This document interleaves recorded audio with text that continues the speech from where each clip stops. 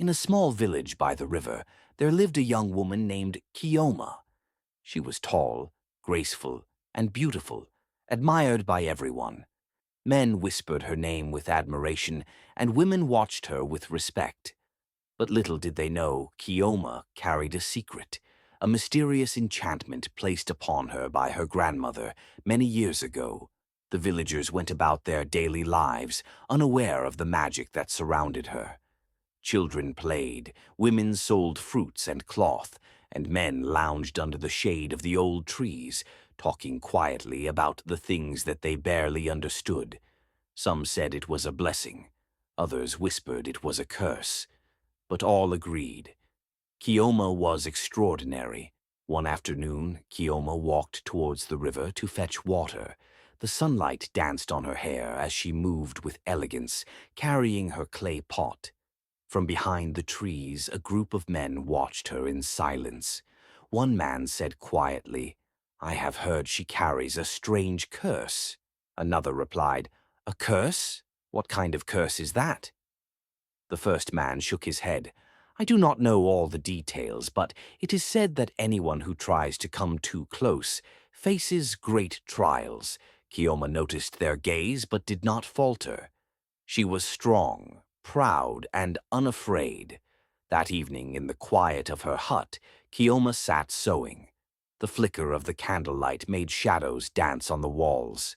John, a young man from the village who had long admired Chioma, entered nervously. John said, "Chioma, I wish to marry you.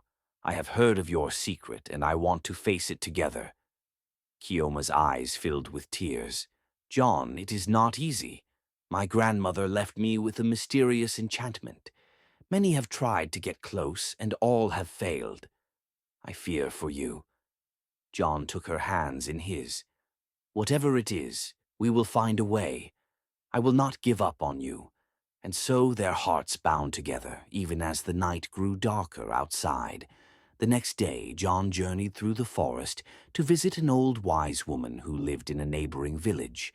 She was known for her knowledge of herbs, magic, and the secrets of the unseen world. John explained everything. "My wife is under a curse, and I do not know how to help her." The old woman nodded solemnly. "The curse is strong, but not undefeatable. You must go to the evil forest, find the great baobab tree, and tell it your story. It will give you a magical remedy to help her. But beware, the forest tests the heart of every visitor." John's heart pounded, but he nodded. "I will go, no matter the danger." The forest was dark and dense. Moonlight barely reached the ground, and shadows seemed to move on their own. John walked carefully, remembering the old woman's warning. At last he arrived at the ancient baobab tree, its enormous trunk glowing faintly in the night. He sat beneath it, closed his eyes, and prayed. "Great tree, hear my plea. I seek to help Chioma, to lift the burden of this enchantment. Please guide me."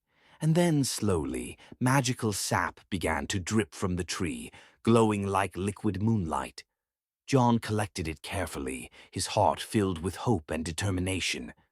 Back in the village, Chioma waited anxiously, pacing her hut. "Where is he? Has he found a way?" she whispered to herself. John returned, holding the glowing sap. "Chioma," he said gently, "we have hope. This will help you, but you must trust me completely." Chioma smiled through her tears. "I trust you, John. Whatever happens, we face it together." The next morning, the villagers gathered in the square, curious and eager to see what would happen. Children played, and music filled the air.